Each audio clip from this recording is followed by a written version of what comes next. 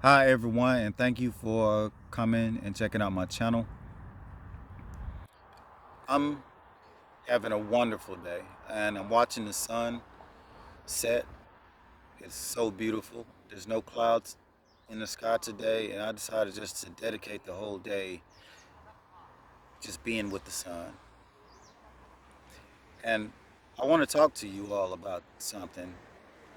I want to talk about something that competes and interferes with our sun gazing experience. Our experience being out in the sun, absorbing the sun, uh, using the sun, um, growing from the sun, being enlightened from the sun. And that thing is one of our man made creations, a really powerful invention that we abuse. And it's the lighting, blue spectrum light that lights our homes when the sun goes down, and also our screens. It shines through our screens. And I want to talk about and lay out some of the details of how this light, abusing this light, can ruin your experience with and how you deal with the sun. And a lot of us already know this.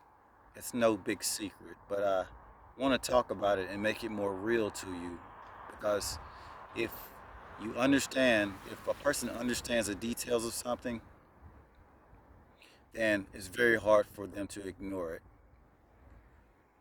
And also, with more knowledge comes power. You have ways of avoiding and ways of working around or even working with the situation that you're in and making it better. So, I want to talk about these things for those reasons. So, where shall I start with this? Now, blue spectrum light. Blue spectrum light.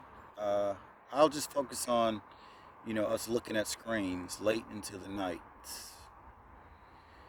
Now, when you do that, the blue spectrum light goes through your eyes, and all light, all spectrums of light have different jobs in our bodies, in life.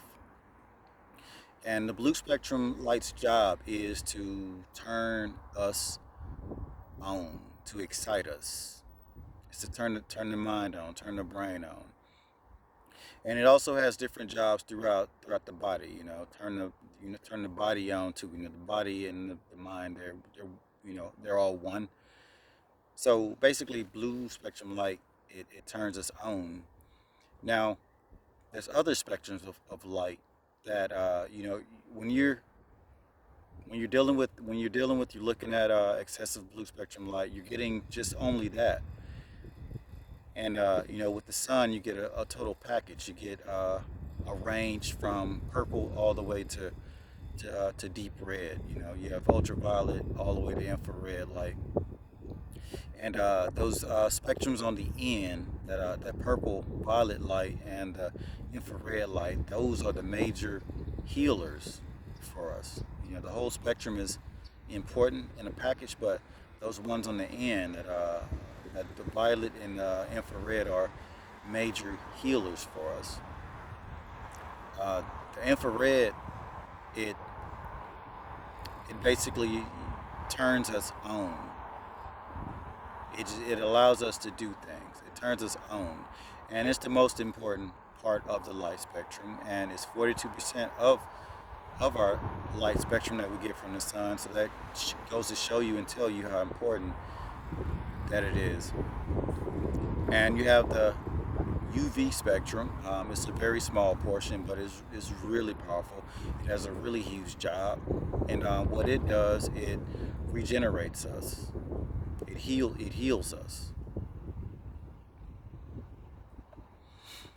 And when you are staring at the blue spectrum is close to the purple, and but unlike the purple, it has, purple is short wavelength, and short wavelength is regenerative. Blue light is short wavelength also, but it's a higher number wavelength. I think it's in the 400s. And I guess the issue with the blue spectrum light is that it excites you, it turns you on, but it doesn't regenerate you and heal you like the purple does. So you're just getting just that portion of the light unopposed without the other portions of light, you know. So it's like an incomplete diet. It's kind of the equivalent of just just eating junk food, junk food, junk food. You know, you have to have balance, and you know you can't just. It's like eating sugar all day. But when when you abuse this light, particularly when you're staring at your screen, you know, turn your screen down as low as you can get it. You know, block the light. Wear blue light blocking glasses. Those are orange glasses. Turn your white light off or turn it down in your room at night. You know, these things are really important. But when the blue light goes through your eyes, it does some things to your eyes. So I want to talk about these things in detail a little bit, to broaden our understanding, and just also for me to practice what I think I know. When blue light goes through the eye is a major transformer of light. The eye does a bunch of really important special jobs, and I'll talk more about that a little bit later. But when the blue light goes through the eye, you know, it doesn't provide like, you know, energy to heal like the red or the violet does.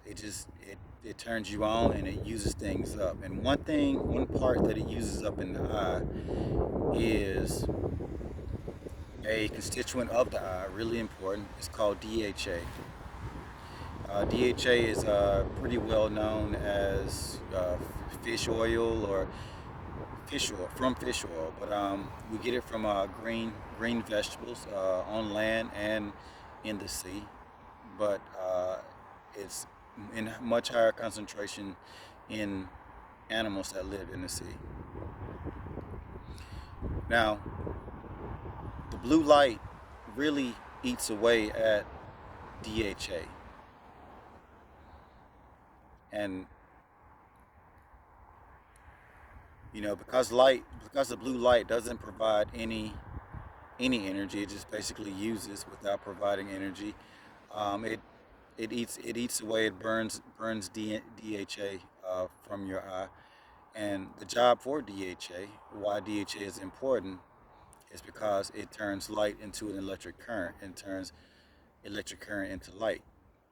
So you want that part in your eye in abundance, because that's one major job of your eye, to turn the energy of the sun into an electric current to turn us on, give us our messages. And also in the eye, another component is melanin. Now, melanin and DHA have the highest concentrations than any other part of the body. They're in the eye. The eye has the highest concentration of DHA and melanin. After DHA transforms the light into an electric current, it it stores it in melanin. Melanin is also a light transformer itself. Also, melanin has some really important, mysterious jobs and abilities. But when your DHA is reduced, then you reduce the amount of electric current that can be converted and sent and stored into the melanin that's in your eye. The retina has lots of DHA and lots of melanin, and the DHA and melanin do a really important job together. And the blue light destroys the DHA and kind of ruins some of the integrity of the eye and reduces the reduces the work of the jobs that the eye can do. And of course, I'm talking about the artificial light that we see at night, and there's levels to this. I'm not saying that you're gonna go look at your screen tonight and then you're gonna be blind tomorrow or anything like that. There's levels to it, and I'm speaking worst case scenario here. I'm just talking about what it does and how and its effect, just for awareness. So now let's go and talk about not seeing artificial light, but seeing the sun. When we step out uh, for a normal day and go be in the sun.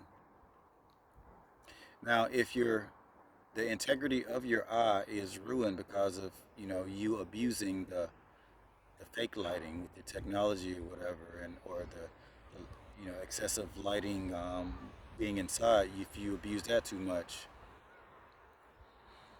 then your eye can't do its real job. Its real job is to decode the information from the sun, take the energy from the sun and convert it to energy that we can use. Your eye loses those abilities, and its function is reduced. So when you step out and you do your sun gazing, or you're out and you're taking your walk and you're absorbing and regenerating from the sun, that those abilities those abilities are reduced. They're not as powerful as they were. So your sun gazing and your screen, you staring into your screen, they're in direct competition with one another. So keep something to keep in mind. And the eye is really special. The eye has different jobs. It's not just a clock to help us see what's going on. That's just one job. There's multiple jobs. Like, another job is that the eye converts light into electrical energy. Another job is that the light tell orients us and tells us exactly where we are on the planet, and tells us what time it is, and it basically orients us. It lets us know exactly where we are, and so on and so forth. There's many jobs of the eye. The eye is just a really complex super machine. You could think of the eye as like our the first part of the brain, the true first part of the brain that's inside of our head, and the eye has to relay those messages and that information from the outside world to the brain, and the brain transforms that information into whatever information is needed for the body through the nervous system. So if you think about the eye, the brain, the nervous system, a good analogy, and a lot of this I learned from Dr. Jack Kruse, a really brilliant, brilliant person, is he makes the GPS analogy. You can think of the eye as being like a satellite that's in outer space that sends the GPS message to our devices on the ground, or to your car, to create the map for you to navigate. And that satellite out in space, which I'm comparing it to your eye, it has to be running really, really, really, really fast. The speeds have to be really incredible, because if the function of that satellite is slower than the function of the devices, or the machines that use the message of that satellite, if if that if its functions are slow in any way, or they're not sending the messages as fast as they need to be sent, then the information will be off. And even if it's off a little bit in outer space, it's going to be off in a huge way down once it hits the ground, because from here to outer space, we're talking many, many miles that message has to travel. And there's a there's a time lag with that. From the time it takes to send it and the time it takes to get here, a lot of things can change from that time to that time, which would make the information wrong once you get it, because it'll be off. It'll be old information. Now, the eye works very similarly to that analogy. You know, the eye, the brain, our nervous system, and if the eye is not working in a really super fast, almost instantaneous way, then your maps are going to be wrong. Your information is going to be wrong. Things are going to be off, and what that means is you have issues with thinking, you have issues with your health, and you know, things will be off. You won't be the best you. So I guess this is as simply as I could get it, I guess. And yeah, I think I'll stop right here with that. And yeah, so that's all I wanted to talk about. And I'm gonna catch the rest of this sun dropping down, finishing the day off. And I hope you all have, you know, a wonderful rest of your day. And I love you all, and you take care. Thank you again for spending some moments of your time with me. Have a great one, and see you next time. Bye bye.